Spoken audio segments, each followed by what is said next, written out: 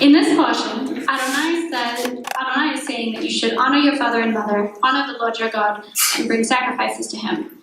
It covers the basics: don't lie, don't cheat, don't steal, don't commit sexual acts if they fall into any one of the categories that he then goes on to name. Don't practice witchcraft. Don't eat sacrifices more than 2 days after you make them, and if they are 3 days old, burn them. Don't be good to those around you and provide for the poorest among you. Don't take revenge. Don't eat meat with blood in it.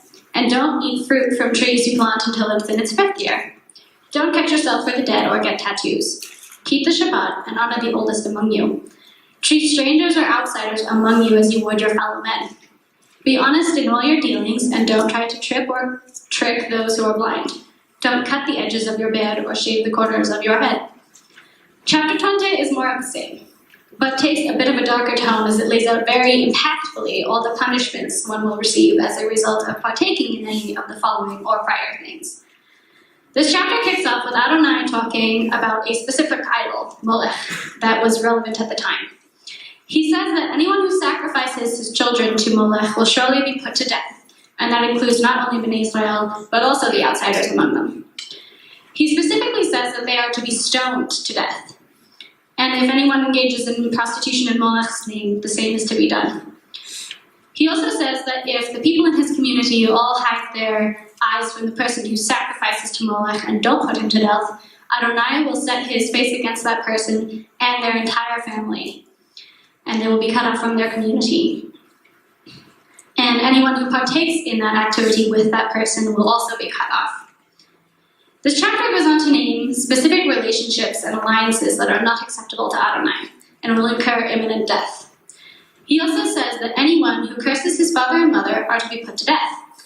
In verse 22, Adonai states that if you do all these things and keep my statutes, the land I am bringing you to will not vomit you out, and you are not to be like the nations around you, because I have set you apart from the peoples, and I will bring you to a land flowing with milk and honey. Adonai states that you are not to eat certain animals that he has deemed unclean because he has set you apart. At the end of this chapter, he states his reason for all of these things is because he says, "You are holy to me, for I, Adonai, am holy, and have set you apart from the peoples so that you would be mine." Immediately following this profound statement, he goes into saying that if anyone is a medium or a soothsayer, they should surely be put to death with stones, and their blood should be on them. He closes the chapter with a literal bang.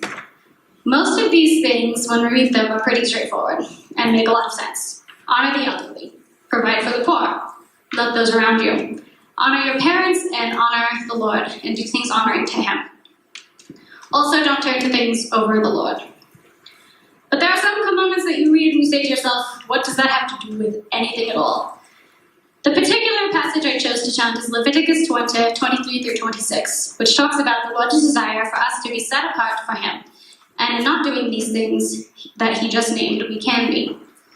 When I was reading through this passage, I noticed that one of the most mentioned things was the punishment for all of the things he mentioned, most resulting in either death or being cut off from the community.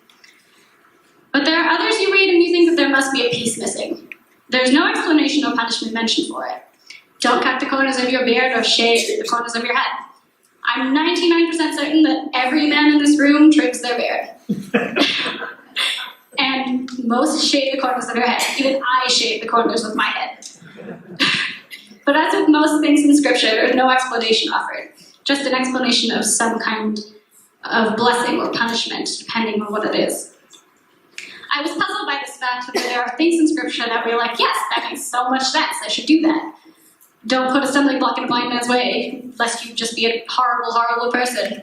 That last bit was my addition. Provide for the poor and honor those who came before you. Okay, yes, that all makes sense.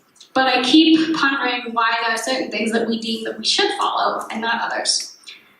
I'm sure most of us in this room have eaten pork or something that isn't considered clean at some point in our lives.